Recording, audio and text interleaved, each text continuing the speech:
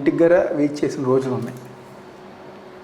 నేనే కాదు, ఎమ్మెల్యేలు మంత్రులు గారు వెయిట్ చేసిన రోజులు ఉన్నాయి.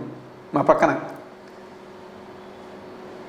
వస్తారు, రాగానే అందరం లైన్లో పెడతారు, దైవ దర్శనం, అలా నడుచుకుంటూ వెళ్ళిపోతారు, అందరు నమస్కారం పెట్టేసి వాళ్ళ పనులకు వెళ్ళిపోతారు.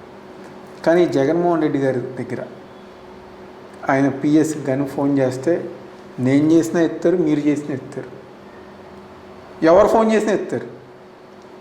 కలవాలనుకుంటున్నారంటే ఈరోజు కార్యక్రమాలు బట్టో రేపు కార్యక్రమాలు బట్టో అవకాశం ఇస్తారు.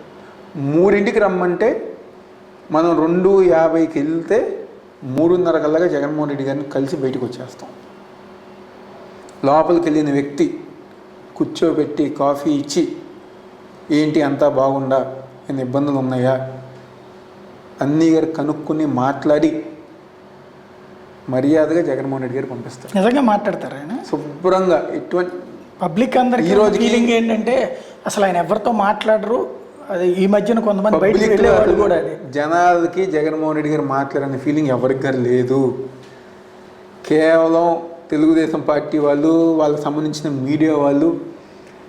ఉదాహరణ నేను మీకు ఇందాకే చెప్పా, టికెట్స్ విషయంలో ఎవరికైనా ఇబ్బంది వచ్చినప్పుడు ఎవరు పిలుస్తున్నారు? జగన్మోహన్ రెడ్డి గారి పిలిచేది, కూర్చోబెట్టి ఇదిగో ఈ విధంగా